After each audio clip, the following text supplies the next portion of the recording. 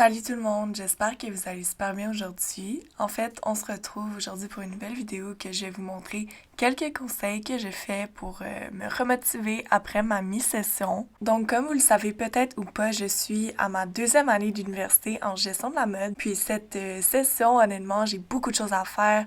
Puis j'ai un peu de difficulté à gérer mon temps personnel versus le travail, versus YouTube et l'école aussi. Donc, je trouvais ça intéressant de vous montrer quelques conseils justement pour arriver à passer à travers ça, puis à rester motivé pour la fin de session. Alors, le premier conseil que je pourrais donner, ça serait de faire des to-do lists. Moi, j'en fais personnellement à chaque jour. J'aime bien en faire aussi au début de la semaine, le dimanche. Ce que je fais, c'est que j'écris vraiment les top priorités à faire pendant la journée. Il est important de ne pas en mettre trop parce que parfois ça peut devenir stressant. Et aussi, ça m'aide à être plus structurée dans ma journée et à perdre moins de temps. Donc, ça me motive vraiment à accomplir des tâches dans ma journée, que ce soit les études, les tâches ménagères ou bref, peu importe la tâche que tu dois accomplir. Donc, bien évidemment, il te faut absolument un agenda. Comme ça, tu vas pouvoir planifier ta semaine, tes journées. Mais bien évidemment, c'est important que les tâches que tu mets soient réalisables. Sinon, le deuxième conseil que je pourrais vous donner, ça serait de faire du journaling. En fait, moi, j'en fais pas chaque jour, j'en fais seulement quand je me sens stressée ou que j'ai beaucoup de choses dans ma tête puis que j'aimerais ça écrire, en fait, mes pensées.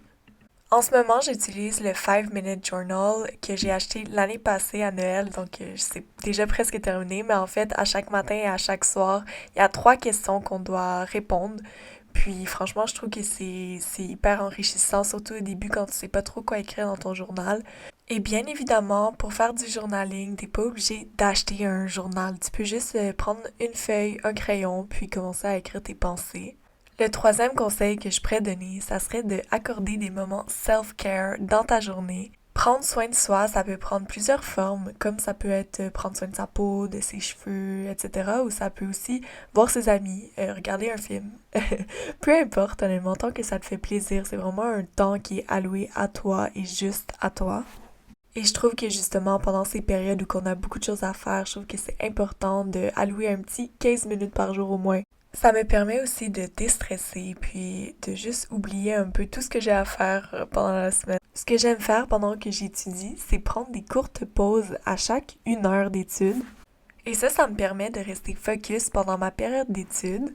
Donc pendant cette pause-là, soit je lis, soit que je joue à des jeux sur mon cell, soit je regarde une émission. Puis honnêtement, ça m'aide beaucoup à rester concentrée pour la suite.